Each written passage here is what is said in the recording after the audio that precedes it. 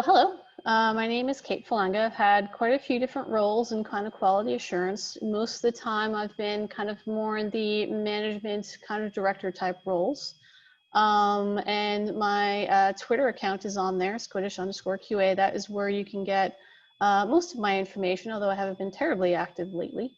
But most of my QA related kind of conversations and kind of information is usually more on Twitter. So that's kind of where you can find me. So my presentation is on manual with air quotes, regression in Agile, and kind of what that means.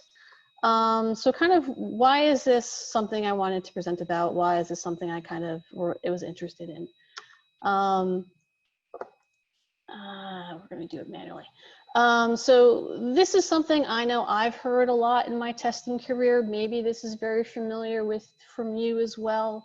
A lot of questions about regression testing, especially in an agile environment where things go really quickly. So how long is it going to take to do regression testing? We have a release to go out. Are you done yet? You know, very frequently development is late or takes longer than you think, and then you don't have as much time for regression testing that you originally thought or really needs to do. So we have to push to production at midnight. That was the plan. But really you only have about 30 minutes or so to test for some reason, just because development is late. That kind of happens frequently. I know you said you needed a week for regression, but the timeline changed and now you have 2 days. I know that's happened to me, maybe it's happened to you as well. And talking about that, so there's a lot of that thought that if you have automated tests, then maybe you don't need to do manual regression testing. So we have everything automated, so then you don't really need to worry about manual. I have nothing really against automation. But I do think that manual regression is important, and that's one reason why I want to talk about this today. So one thing that's really important to think about is time is always going to be a factor. We really need to think about, there's always going to be a timeline, either something that's already kind of thought through, or a timeline that you have a date due. Time is always going to be a factor, and I think it's something that we need to acknowledge and plan for. We are probably always going to run out of time to test. We could test forever if we really wanted to, and sometimes as a QA, sometimes as a tester, it feels like something we should do. We should keep on testing until we feel comfortable. But the reality is, from a QA perspective, we're never really comfortable. That's not really our role. We're always looking for those problems. We always know where the problems are, and there's never really enough time for testing. So how do we kind of think through that from a regression standpoint? And kind of the truth is that some things can't or shouldn't be automated. I know there's quite a few presentations about automation on this summit, which is great. I know I've been to part, and I think automation is a really important tool to use as part of quality assurance. But there are some things that really can't or shouldn't be automated, even from a regression standpoint. So how do you factor that in? And how do you think about that from a regression standpoint? And that's a problem I've tried to solve quite a bit. A lot of my background is in more of the agency space, where we have a lot of different types of projects going on at the same time. And then we have outside clients that have a timeline that we have to adhere to. That's most of my background. And that's one reason why I kind of created this strategy that I'm talking about today. And a lot of times, because in an agency world, a lot of our projects have a beginning, a middle, and an end. There isn't as much investment in automation as there might be in more of a product-oriented space. So I can't always really rely on automation for a lot of the work that I've done. A lot of the regression I have to do is actually manual. But I still have that same problem of time, where we have timelines, we have dates, we have things, we have clients that are worried. There's always those kinds of pressures where we have to kind of deliver a product, and we have to make sure it's tested. So and kind of figuring out how to kind of handle that. And that's kind of where this process comes into place. Another thing I think is important, and wanted to make sure that was kind of understood as part of this, is I think exploratory testing is a really important part of regression testing. Automation is going to only find what you're looking for. It's not going to find what you're not looking for. And a lot of the times when you're doing regression testing, it's that weird stuff that happens. And it's really important to kind of give room to explore and find things. without too much of structure, so that you can find those things you might not automatically be looking for. So I think exploratory testing is really important. And I do think there's a presentation on exploratory testing as part of this conference as well, which is great. But that's something I really want to think is important, is that kind of, I think every QA person does exploratory testing to a degree. I think it's the really important baseline in which everything else from a testing perspective is put on. Exploratory testing is, and that skill set is really important. And I think that's what makes QA folks and testers maybe different than other parts of an Agile testing team. When I think about an Agile team, a cross-functional team, I think about circles that have fuzzy edges and deep centers. So fuzzy edges means that there's overlap. So a QA person might have overlap with development, especially in terms of automation testing and a lot of the code that goes along with there. There'll have some overlap with product or UX or project management. But our deep center is going to be this exploratory testing skill. Thinking about risk reduction, being able to explore and kind of find problems. That's really important part of who we are. And I think it's really important part of regression testing as well. So this strategy that I kind of, that I think that I kind of came to be as part of where I thought kind of fit, there's multiple parts to this, and we'll kind of go into a lot more detail step by step. So we're going to kind of really, like I said before, understand that time is a factor and we need to plan for it. Let's not assume that we're going to have enough time for things, because the reality is we never have enough time for things. Let's plan for that. Let's expect that we're going to run out of time. And what can we do to do that in a safe way that is less risky than other things? We want to include both automation and manual testing in our regression strategy. We want to have a good balance of both. We want to automate what makes sense to automate, and we want to do manual testing on things that make sense to do manual testing. The reality is, probably can't do manual testing on everything, so kind of what do we do? And this is the part of that strategy. We really want to focus testing on those risky areas first, so when we do run out of time, we run out of time in the areas that are the least risky, the most safe. We may not have a chance to test everything from a regression testing standpoint, but we have going to come to an agreement about what's the risky areas, what do we focus on. And we're going to target those things first, and then we're going to go through things in a priority order.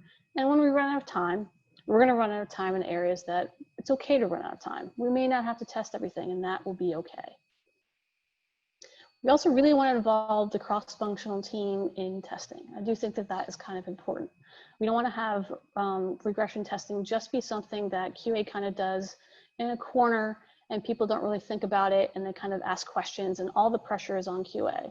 Really, especially in like across a really team-oriented agile environment, and I know that not everybody is, but there's some areas that some places are more team-oriented than others.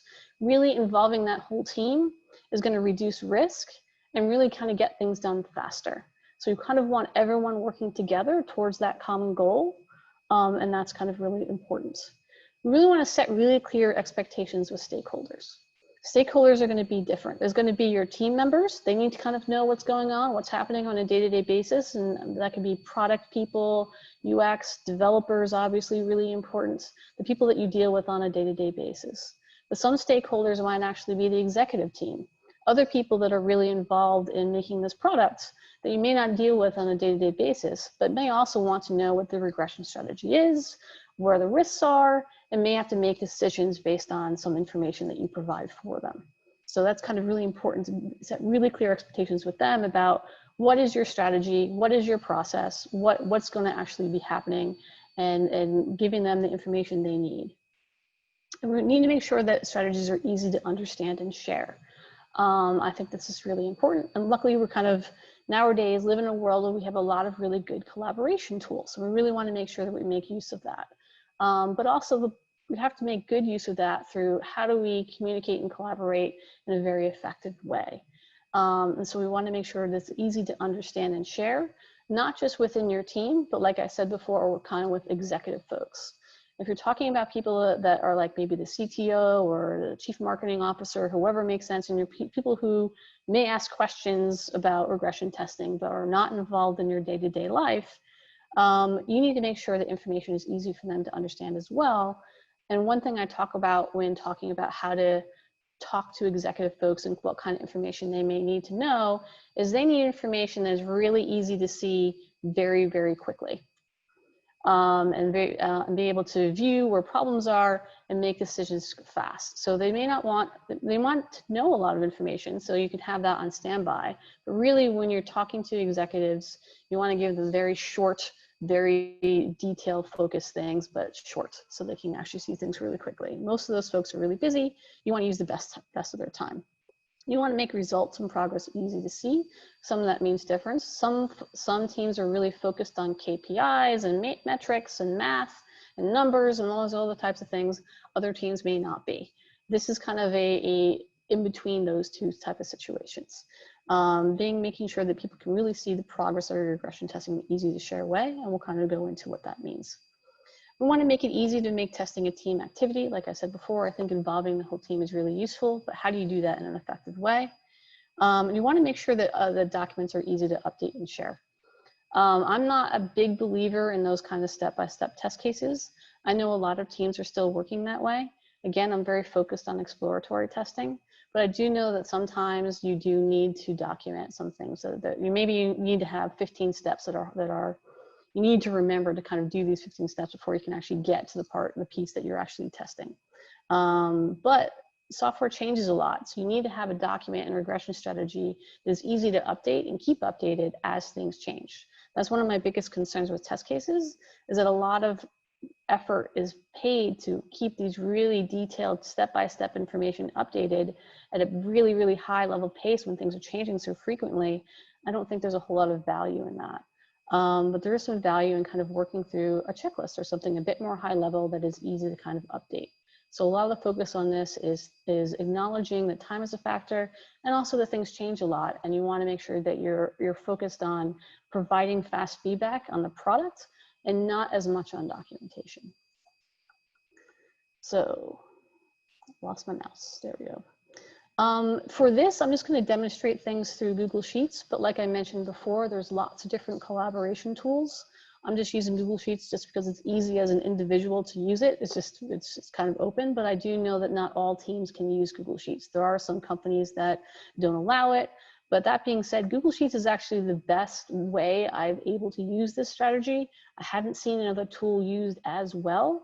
But the whole point of this is making sure it's a tool that everyone can access. You don't have to worry about versioning, so you don't have to have 15 different versions of the same document. Everyone has this version of the most up-to-date thing all the time. It's something like Google Sheets where everyone can edit it. It's very easy to update, and people can update stuff at the same time. That's kind of part of it too. But I am aware that there's lots of different tools out there. And this could actually work in a few different types of tools, but I'm just going to demonstrate stuff in Google Sheets, but this can be kind of changed to kind of what would work necessarily within your company. So here's the steps of the strategy, and we're going to go into detail of all of these. So we're going to create a rough draft of the checklist. I'm going to show kind of what that means. We're going to document our strategy at a high level. We're going to kind of talk about how to set up that meeting and how to get that collaborative team on your side. You know, what does that meaning mean? How do you kind of talk about these types of things? So it's not just important to have this tool, but how do you talk about this tool and how do you work with others to make this happen? The importance of kind of sharing this document, like I said before, being able to share this document and being able for the other people to kind of update it and see it is kind of important too.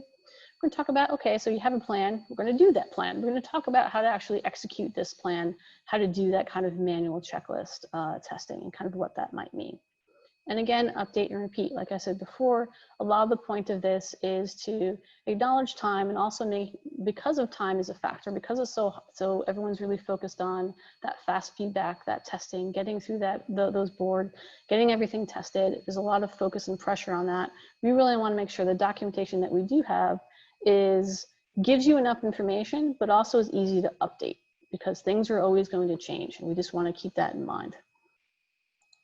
So first things first, we're going to create a draft. And like I said, it's important to do this because you don't want to start from a blank slate. I'm going to talk about kind of how we talk going into a meeting, kind of what that means. one thing I've learned over time about when you go to a meeting, you want to go in with a plan, you want to go in sharing something. It can be changed, it can be edited based on that feedback, but you don't want to come in with a blank slate saying, hey, we need to make a checklist. You want to go in with the start of a checklist, understanding that you're going to update and change that as a group. You don't want to start from a blank slate because we want to make the best use of people's time. So putting some effort into setting things up to start, and understanding it's just going to be something that you will build on over time. So you don't ever want to start with a blank slate when you're kind of going into these meetings, when you're talking about strategy. You want to have a place that you're starting from, and then work together with others to get to where you need to be. But always have like something that's actually written down that's kind of easy to update, just so you're not starting from that blank slate, because those meetings become not as productive because everyone's kind of arguing and talking about things, or things go off the rails pretty quickly. But if you're just editing something that already exists rather than starting from a blank slate, those meetings could become much more productive. And I think that's an important goal to have. So we're going to talk about a sheet, and we're going to talk about each of those kinds of headers. Some of this probably seems fairly obvious, but I'm going to talk into some of them. And notice I have JIRA here, but really it could be almost anything. So we're going to talk about kind of what these areas mean and why that might be important for a spreadsheet. I know it's a lot of information about a spreadsheet, but we'll kind of talk into kind of why that potentially would be important and kind of build from there. So functional areas. What do I mean by functional areas? There could be just any kind of high-level areas that make sense for your project. I wanted to make sure this strategy fit lots of different types of testing tasks, because you could be, I saw there was a thing about Unity gaming right before this. So you could be testing lots of different things. What is a functional area in a game versus a functional area in a website versus a functional area in an app? All those types of things will be different. It has to be kind of what makes sense for you and your product. I wanted to kind of think through a strategy that could be changed and updated and customized to the lots of different types of needs. So it has to be very customizable. And that's one reason why I'm trying to keep this fairly high level and a little bit generic, because it just needs to fit lots of different things. Like I said, my background is in an agency. In an agency, the same team is going to be working on lots of different types of projects. So having this kind of strategy will fit pretty much 99% of the projects that you have. And that's one reason why it's helpful. So just thinking through having something before talking about functional areas is pretty much, what are we going to test? It's a checklist. So I have this added as well, just because I want to acknowledge that there are teams that are working through things that test cases are required for some reason. I don't necessarily like that they're required, but I do understand that some people have test cases that are required. Is it good practice to focus on regression testing functionalities in areas where most text bugs we find? Nelson, I will get to that in a minute. We will talk about that in a second. Yes, that is the prioritization. We absolutely will get to that in a minute.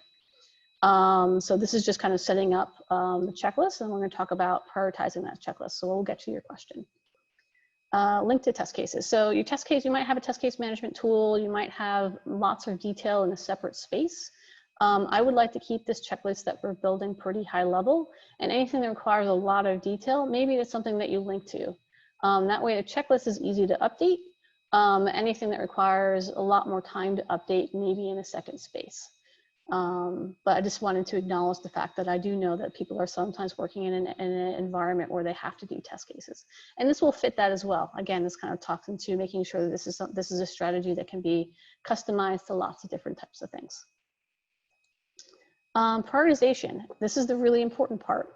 Part of this is understanding that time is a factor, and how do you get through this is through that priority. And yes, you can actually prioritize areas where most of the bugs are found. So this is why talking about priority is going to be very, very important. We're going to go into a lot more detail about that. Status should be pretty obvious. We're testing stuff. Did the test pass or fail? This is going to be a living document, so obviously something like this is actually pretty important. And a tester. I'm going to go into a bit more detail about this, about how this is actually used. But because we're talking about a strategy that involves multiple people, not just an individual tester, you need to make sure that those different testers are working on different areas, unless you don't want them to. Sometimes it's helpful to have two people work on the same area. They might see things a little bit differently. But you want to actually assign things to different people. So making sure you have an area of tester is kind of helpful. And the bug tracking tool name. As I said, I use JIRA as an example, but you can use kind of whatever tool you use. I don't really like that this is separate from your bug tracking tool. Maybe there's a different tool, and please, if you do know a tool after we go through everything, oh wait, if you just use this tool, then you don't have to use a different tool. Your bug tracking tool and your regression checklist could be in the same place. Awesome. I haven't seen that. That's one reason why this is a separate place. Usually, I really like to have all the information in one spot, and for me, usually that's Jira. So everything, so all the team, everyone's on the same page about everything, and everyone's only looking in one place. That way, everyone knows what the truth is. Usually that truth is Jira or anything else. People do things in different ways. But this is just, I couldn't figure out a way of this strategy working in a Jira environment, so this is why this is a separate tool. But you do actually want to make sure that you're kind of linking those, because of course, the whole point of testing is you're probably gonna uncover bugs, and you wanna kind of keep track of those. And notes are useful. Of course, you're going to have bugs and have a lot more details, but just some kind of high-level information is going to be important. And you're going to fill in some functional areas. Again, it's something that you want to start from the checklist from what you have, understanding that it's going to actually be updated later. So you're going to fill out some stuff. And it's going to look, if I can tab there correctly, something like this. So at the start, you're going to have functional areas, priority status. I mean, you guys have seen spreadsheets before. Oh, don't fail me now. Okay, good. And then you can have something like this this is a very, very high level, very, very simple kind of situation of kind of what this looks like. Hopefully you guys can see it. Looks like I'm having, this is a bad time for Google Docs to have problems, but unfortunately, if you have tools that are in the cloud, you're always going to run this risk. But you can kind of see some functional areas, and I have these being very high level, but they could actually be a bit more detailed if you want them to be. So as an example of that, for login, maybe you have SSO or login with your Google account, and you want to remember to have a negative path, so you want to do something with a bad email, or you want to remember to test the forgot password for some reason, or things like that too. So you could potentially add in some more detail, but you don't want to get too much. Again, you want to potentially link to a test case. You don't want to have too much detail. There's another question. I'll kind of get to that in a minute, because I think we're going to touch that in a second. We're talking about automation and the value and things like that. I don't go into too much detail about automation in this, but I'm going to touch on it a little bit. But some of the stuff could actually be covered by automation or not. We're going to go into kind of how do you kind of include automation into your strategy. So this is kind of a little bit what it looks like. Again, this is a very, very simple version of it, because I didn't feel like writing out something real, but you kind of have an idea about what this could potentially look like. Cool. I like it when things work. All right, so what's the kind of document strategy? So we want to actually document, going back into like, what if a PM doesn't understand something? What if a project manager doesn't understand? So we're going to actually document some strategy, and then we're going to talk to the whole team, including the project manager, in that meeting. But we want to prepare for that meeting by documenting some strategy up front. So what does that mean? So we want to time box our regression strategy, and this is really important. This is, again, understanding what reality is and making sure your team accepts that reality. We want to talk about how often will we dedicate time to regression testing? Are we going to do it every sprint, every week? I don't know. People sometimes sprints are a month long. Sometimes sprints are a week long. Every team does things a little bit differently. How often are you going to dedicate time to regression testing? And how much of that time will you dedicate to regression testing, as far as 2 hours, 2 days?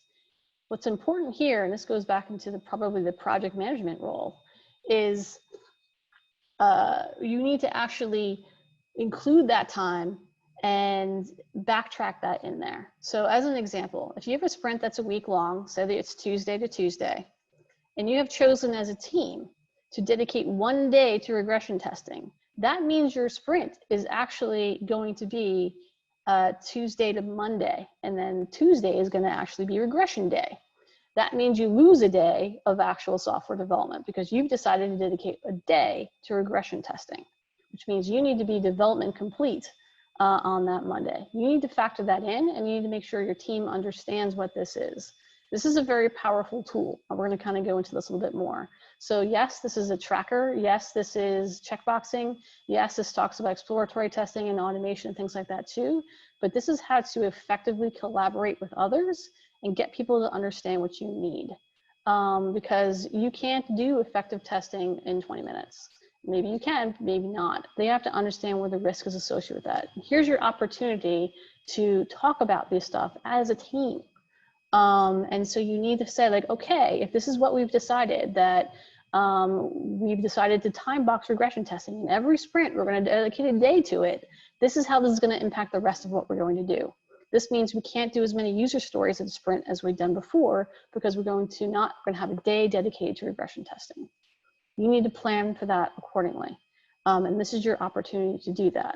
So you need to decide as a team, how are you going to time box this manual regression testing? Again, I'm focusing on manual here. I'm going to touch on automation a little bit, but mostly manual. This is important to think about. And how we're going to define prioritization. I have some examples here, but these are just examples. They could actually be different things, but I'm going to go through these here. So say we've decided that all the P1 items are going to be completed every sprint. We're going to focus on areas of high technical risk and areas of high business value. Understand that there's a difference between technical risk and business value, and we're going to go into that in a little bit. P1 items are probably not covered by automation. So if you already have a script that goes through this process, maybe that's probably not the most important thing to focus through a manual perspective. Again, this is just what are you going to do manually? And this goes back to how do you focus the regression testing on functionalities on areas of the most bugs we found? This is how.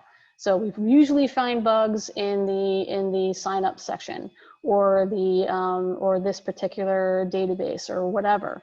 Then that would actually be a P1 test to do, to kind of think through this. That is the areas of high technical risk. And again, this is time boxed. So you can only have as many P1s as you can do in a day if you decided that regression testing only takes a day. P1s are things you're always going to do. These are the most important things. You will not run out of time because you've made the time for those P1s areas. P2s will be completed as time allows. If you have extra time, it can be doing P2s. Maybe you have time at the beginning of the sprint to do some additional regression testing. Maybe you are waiting on something. Maybe that you got done with the P1s faster. P2s are the areas that are medium risk, things that are nice to haves. You can go through. Here's some risks and some business value there, but are not as high priority as others. The total time to complete is known, and we're going to go into that, or estimated. Knowing how long some of these tests takes is going to be important because you've time boxed and dedicated time. So you need to make sure you set expectations about how long things take. It's important to know what's important to test, and it's really important to know what you're not going to test, what you're not going to do. You need to have that discussion too. It's important to have. And those are the P3s. The P3s might not ever be part of regression testing. This is where you run out of time. You're going to run out of time on the P3s. But it's okay because you're going to have a group discussion about this is the least risky areas. So if these don't get looked at, it's okay. And you're going to have that discussion. Knowing what you're not going to test and setting that expectation is really important for a team. And the P3s might also just be covered by automation. So maybe you don't need to focus on it from a manual testing standpoint. It's okay, it's less risky because automation's covering it. Or it's just not important. If you run out of time, that's okay. And these priorities might shift depending on what you're doing. And that's okay because we've made this document easy to update. So priorities might shift, but the definition of those priorities needs to be accepted by the team, and you need to have that conversation. And again, document somewhere easy to update and share. This is something the whole team needs to agree on and needs to understand. So putting it in some place that makes sense to kind of go through that. And it looks something like this. You're hating me today. So I just did this in Google Docs just because it's easy for me, but I know that probably you might have some sort of wiki type of situation in your company, whatever kind of makes sense. But again, this is just a really high level, pretty simple version of this, but knowing that you're gonna add on to this, so it's okay. You're just not starting from a blank slate. You just wanna make sure that when you're having that group discussion, that you have a place that that's easy to update and that the team can actually talk about. You're just focusing the conversation as part of this. So you're talking about frequency, time box, task owners, talking a little bit about what priorities are. And here's some stuff about automation. I think the anonymous attendee kind of mentioned this as well. And this is where you can kind of talk about what is valuable for automation to do and what is valuable for manual testing to do. These could be two separate conversations, or they could be one meeting, depending on how long you want your meetings to be. Keep in mind that this strategy meeting that you're going to have is probably going to be at least an hour, if not 2 hours, depending on how complex your product is. So if you want to, you may, even for just manual testing, if you just want to do, it might even be even longer if you want to talk about automation. So you may want to break that up a little bit as far as conversations are concerned, but you do want to talk about both sides of stuff. If you're talking about automation, you want to mention manual testing, and if you're talking about manual, then you want to talk about automation. But thinking about things like, how often do we run the scripts? Do we run all the scripts or just some of them? Because tagging is a thing that you can do. You can just run some of them sometimes. If something fails, what happened? Who owns it? What do we do? Who owns what? Things like that. And then talking about definitions as far as you can tag different things. These are all the scripts that are the most important to do. So there's, again, I can have a whole conversation about automation strategy. That's probably a separate conversation.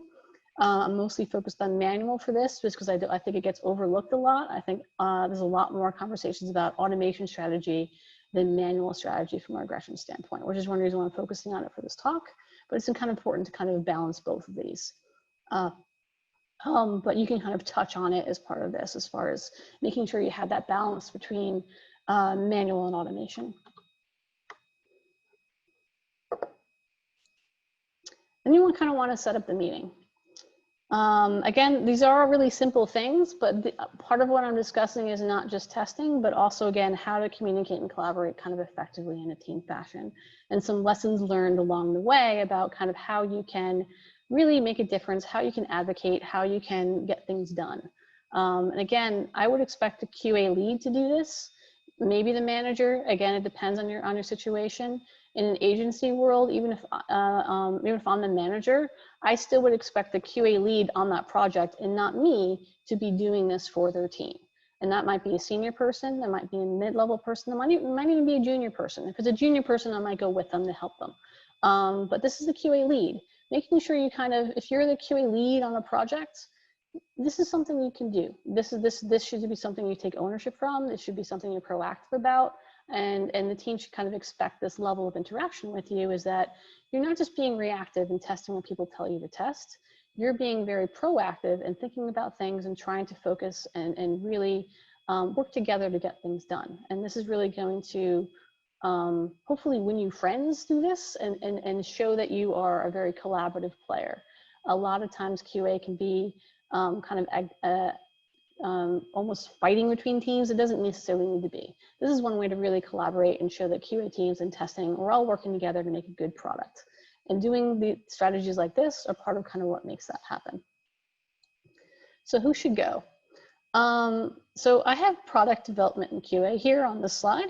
But really, what I'm talking about for product is someone representing the business. Like I said, as far as priorities are concerned, you want someone to represent what is business risk and what is technical risk. And that could be development, a technical lead, someone representing the technical risk, someone representing the business risk, and someone representing QA, because you're one who is in charge of this strategy, making sure that this happens right. Part of QA's job is to create an environment where quality can occur. And this is one way of doing that. Really, you can also include the whole cross-functional team if you're in a team that kind of works that way. But at the very least, it should be someone representing the business, someone representing the tech, and QA. But if you get the whole team in there, even better. The meeting just might be longer the more voices that are in there. Because there's a difference between business risk and technical risk, and both of those things are things QA folks need to understand. We need to know what the business really cares about. Something like the logo being wrong isn't a giant technical risk, but it's a giant business risk. What is the actual, how is that business presented to the world? Things like things being misspelled, not super technically hard to fix or anything like that, but really could make your company look bad. So there's areas of business risk that you need to understand.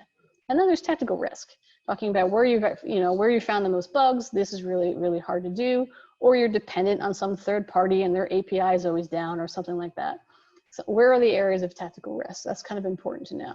If you can get the whole team in there, even better, including executives if you can. Their time is valuable, it's hard to do. But if someone's always asking you about regression testing, this is one way to kind of, if they're really concerned and fearful, this is one way to make them more comfortable with you as a QA lead, that you're on top of it and you're getting things done and they're part of the conversation and their feedback is valuable. So kind of in the invite, again, you want to set very clear expectations about what you're doing kind of every step of the way. So even though like what is included in an invite should be fairly obvious, it's not necessarily here. Now I'm realizing I'm running low on time. I'm going to go faster. So that's here. You also kind of want to use relationships. So if you can talk to the product lead kind of ahead of time, great. Kind of set it up. You may want to have some side conversations just so people can kind of have better understanding about what that would mean. In the meeting, what do you kind of do in the meeting? You should be the one presenting. You should be the one kind of running the show. You're presenting the strategy. You're taking feedback. You're making sure people listen. You're making sure people aren't talking about TV shows. You're making sure people are focused and kind of getting this done. And this is your meeting to run. You're going to show a draft of the checklist. You're going to explain time boxing. We're going to have that conversations about priorities, kind of invite feedback. You're going to collaborate. You're going to prioritize functional areas and update the documentation live. I'm going to talk about that in a little bit more in a second. This is important to understand. If everything is important, then nothing is. Everything can't be a P1. That's the thing that you should may have to say. Everything can't be important. We have to make decisions. And that's one reason why time box is important, because you can only fit as much P1s into what you've time boxed. If they want more P1s, they need to dedicate more time to regression testing. And that's how you have that conversation. There's kind of that give and take. It's physics. There's only so much that you can fit into a pipe. So what are we going to do about that? And it's going to look a little bit something like that after time. So you prioritize it. So it's P1s, P3s. Maybe they've thought of new functional areas. There's actually more stuff here than there was in the other one. And they've kind of prioritized it. And notice not everything is a P1. There's a lot of P2s and maybe some P3s. That kind of distribution is normal. And then you've kind of decided on what the frequency is and what the time boxing is, who owns what, the estimates. We've kind of talked about automation a little bit here. We've talked about there are going to be daily runs, who's kind of owning what, where reports go. We've kind of had that discussion here as well. Going a little bit quick. All right. And then we kind of want to execute the plan. So the sheet that you made in the group discussion is now your master list. I'm going to show you that this makes more sense when I show you. For each regression run, we're going to make a copy of the master sheet. We're going to share the checklist. So for a lot of times people are using Slack or Microsoft Teams, things like that. So even though you have the link to this thing in Confluence or some other kind of central location, maybe before regression starts, like, hey team, we're going to start regression testing now. As a reminder, here's the link to the thing. Never fear sharing the link. Share it far, share it wide, and run through the checklist. We're going to talk about that in a second. You want to always go through the checklist in priority order. Again, the focus on this is to understand time as a factor and to focus on riskiest areas first. And those areas might change over time, and that's okay. And it's going to look a little bit like this. So this would actually be something that kind of looks like in use. You can see that for every sprint, we've kind of just made a copy of it. And maybe you want to do full regression paths, things like that. So you actually have a history of different kind of passes here. And this isn't going to be as cut and dried from KPIs that some companies might want to, but this is also a report. If someone asks you how things are doing, this is a really good visual way to see if there's a problem or not. You can make different colors here to make things easier to see. A lot of red is bad. Okay, there's a lot of bugs here. Let's have a group conversation. We can do this live. You notice I have different groups here. There's actually developers kind of testing here. The developer might be able to test in areas that they actually haven't coded and might be able to be helpful here. But so, you know, Luke has decided they're going to test the login, and they put their name down. They put in progress, and then once they've done testing it, they've said okay. If they found a problem, they've made a link to the actual JIRA number. They've made a short note just so it's easy to actually see. And maybe there's multiple JIRA numbers depending on what it is. And you notice that they haven't done P3s, but they've done some P2s because they've had some extra time to do that. And you can kind of see that this could be something that is very lightweight, easy to update, that is made by the entire team. Everyone has an agreement to what the priorities are, what the definitions are, and what is what. And maybe you actually want to focus on a P3 because something has changed in that area. You can still do that. Just put your name or put a note, put something in here to be like, okay, we're going to test headers this time. So putting something here, and this is something the entire team can work on at once. And I think that's actually really useful. And that's pretty much where I've had even just pretty much regression testing. Everyone's focused on the same thing. Everyone can update it at the same time. And it automatically is a report at the same time. So product people really like this. A lot of folks, when they can actually see this being done in real time, they know how fast or how slow things are going. They have a shared agreement about what the priorities are. And this is kind of how you can kind of get things done. Probably I just want to make sure I have some time for questions. You can kind of update and repeat. It's my update and repeat slide. Everything's going to change, but if you think about it, changing this is a lot easier than updating a whole lot of checklists and maybe a whole lot of test cases. This might actually be 3 or 4 different test cases, but for this, you're just going to focus on the footer, and you're going to do some exploratory testing in these areas.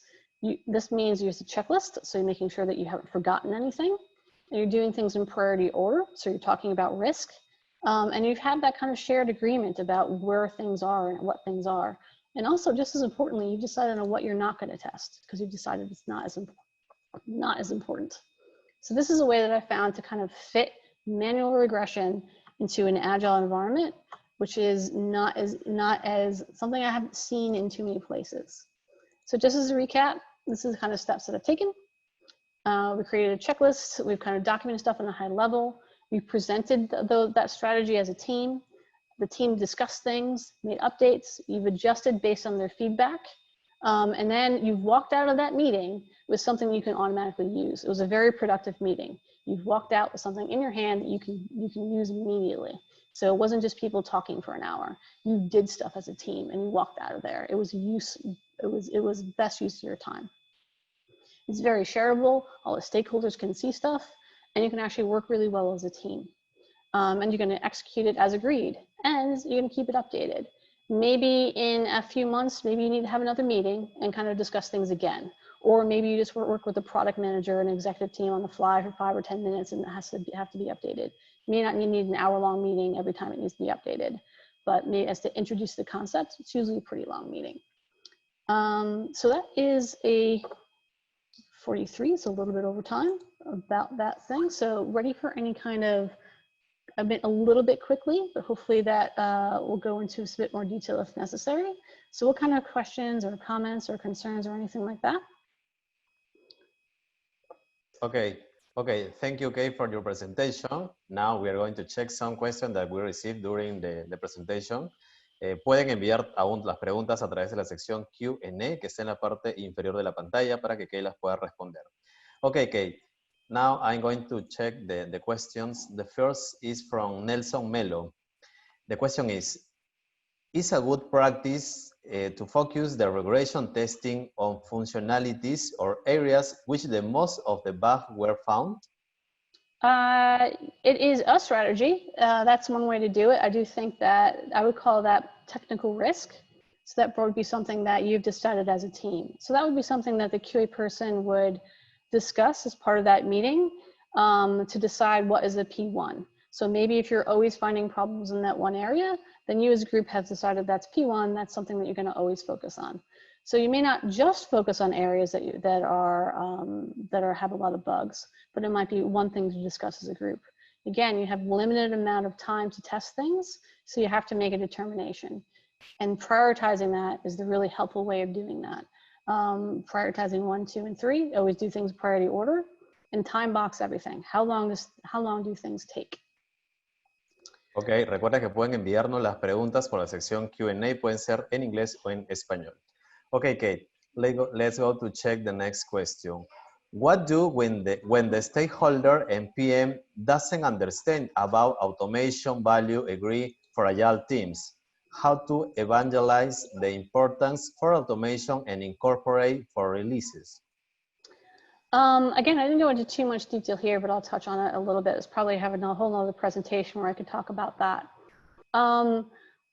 Man, I have a good slide for this, but I don't have it in this deck. If you think about it as like almost like an X as far as a slide is concerned. And if you're here is how long does it take to do manual testing? At the beginning of a project, it doesn't take that long because there's not that much functionality. It doesn't take that long to do manual regression. It's very quick. But as things get more and more complicated and you have more things to test, it takes longer to actually do that testing from a manual perspective. Think about it the other way. If you're going here, for automation, getting automation started is really hard. Again, I've been in an agency space and we have different types of projects. We may be using different automation tools in different projects. So getting automation started is really hard, and I've done that lots of different times. It's very hard to get started. Most teams just get rid of it really quickly because they're used to the really fast feedback that a manual tester has. Is this blue or not? Yes or no. But if you're going to actually put the code around that and create a whole strategy and put all the code together, put it into the CI, everything that you need to do to get automation going is really hard to start. But that gets easier over time and is actually a lot more repeatable. And a computer is going to do repeated actions a lot better than a human can. So if something needs to be repeated the same way over and over again, maybe that's where you invest your time. Where I think a lot of folks kind of struggle with that is it takes a long time to set up and you don't see the value right away. You have to wait to see the value. People need to be patient. Also, a lot of teams try to automate everything, and that doesn't make sense. Like I show here, there are going to be things that you're going to have to test manually. And there's things that actually make sense to do automation. Don't try to automate everything. Take your time, set up a framework, test it out, do some small tests first. Don't focus on the UX side of things. A lot of that stuff is flaky and takes a long time to update. But the API testing is really helpful. Anything database, anything below the UI level, there's really a lot of value in that kind of stuff. Or something that takes like a bunch of stuff, complex business logic where you have to take 7 different steps. Not great for manual testing. People get bored. Great for automation. So talk about where the value and investment and the return on that investment is. And just understand that it takes a while for that value to be shown from an automation perspective. And people just need to be patient and try not to do everything all at once. Okay, here we receive a comment from Tamara Torres. It's not a question. I really like your talk, Kate. What you mentioned happened to me in the past. I found your strategy very useful and I hope I can apply in the future. Thank you, Tamara, for your comments. Thank you.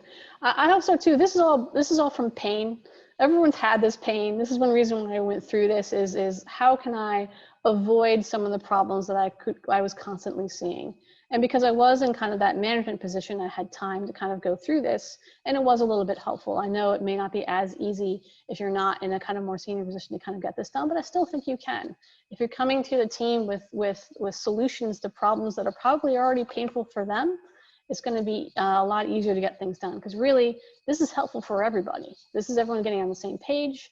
If people are involved in creating the strategy, they're going to be felt like they're listened to, that they're part of things, and they're going to be more invested and be more interested in helping you. So helping them will help you.